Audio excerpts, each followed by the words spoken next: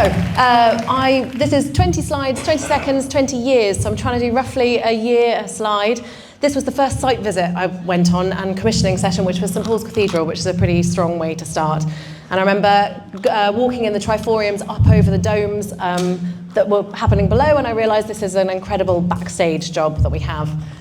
Next project I worked on was Durham light and darkness strategy. It was kind of a bit innovative at the time. Lots of people talk about darkness now, but it was a bit sort of edgy at the time. I spent quite a lot of time walking around the city, and to have the control over a whole town was quite incredible, and got to start doing sketches and things. I then did a master's about 3 years in. This is the Sky Dome and the spectroradiometer, I think, integrating sphere, the little blue thing. I did spreadsheets that made me cry, so it was a really nice bit of maths and physics, but it was quite challenging and exciting. A few people in the room from there. When digging stuff out, I found the photos. This is me about 23 or something.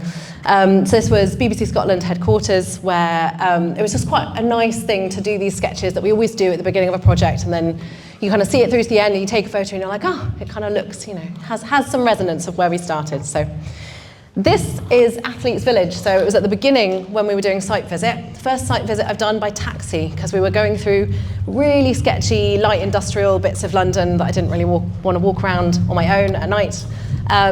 Got to find out about things like Cosmo lamps, if anyone remembers them, metal halide, things like that, and this beautiful sand sculpture by the landscape architects. Canterbury Cathedral. We worked on this did a strategy, did a stage 3. It sadly never happened, but it taught me how to talk to people, liturgical people, learn all the proper words to use. I felt like everyone's granddaughter, because they were all Fabric Advisory Commission grandpas. This was 48 hours in Mumbai, so we did an airport, and I remember flying out there, having never been to India, and just looking through the taxi, being desperate to go and explore, and I saw the airport and the meeting room and the airport home, and that was about it, which I'm sure probably feels familiar to some. I'm going to talk about the next slide before it starts. There it is. This was Durham, this was a Lumiere Festival, so off the back of that first Durham project we did, we got asked to do a kind of few nights light art installation, so it was very different to this very permanent architecture that I'd started to learn about. So we got to go and get photos of local people, work with an artist, get voices, project it on the buildings. Meat. Barbacoa. So this was a restaurant and a butcher's by Jamie Oliver. And we did lots of studies about how to light meat, which is also how to light flesh in general. But in the end, they went for ordinary fridges. So we've got really cold, icy, dead-looking meat as opposed to really rich red meat.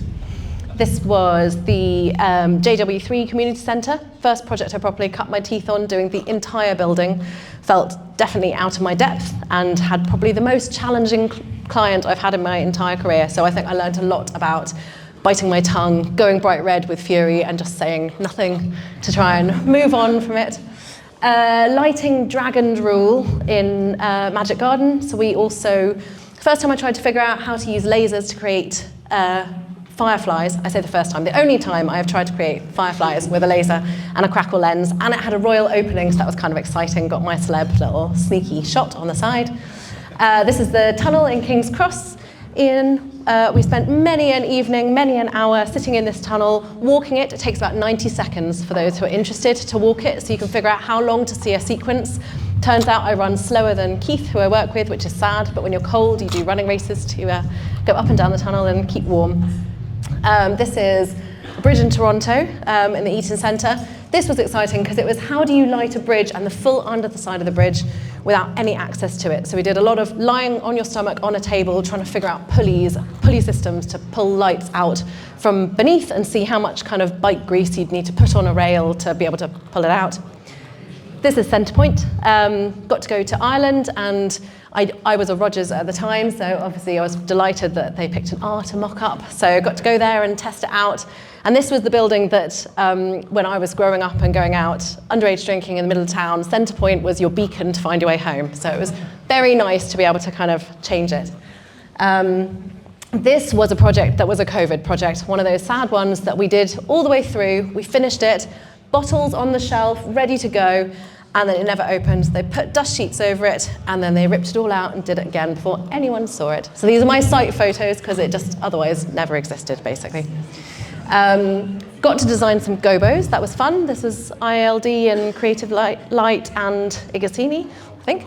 I love plants, so it was nice to be able to cover all these kind of grotty London urban places, car parks and things like that, and I actually have a little gobo on my desk that I made, so that was quite exciting. This is 1,000 trees in Shanghai, worked on with Heatherwicks. This is a project where there's a very slow video of moving clouds across this whole mountain of a building. So it was how to work with a team from a distance, doing little GIFs to explain something, and then seeing it on a massive scale. This is the only project finishing commissioning now. I took my gardening gloves, this is my colleague Charlotte, gardening gloves, garden trowel to just dig the spotlights in myself, because the contractors 3 times hadn't done it. And they're possibly going to turn off the top of the building, but we programmed it for Pride, and we've got our own little video, so if no one else sees it, this is what it would have looked like. This is a slide to many, many, many projects that we have worked on, poured our heart into, given creative thought to, and never happened. So all of these things kind of still exist, in our heads, but never transpired into anything real. And I could have picked many, many more.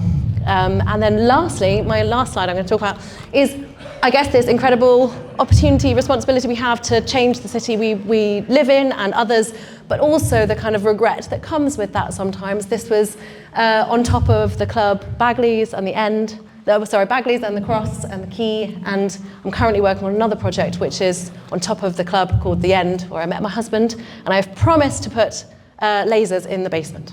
Yeah, that's it. Okay. Thank you very much.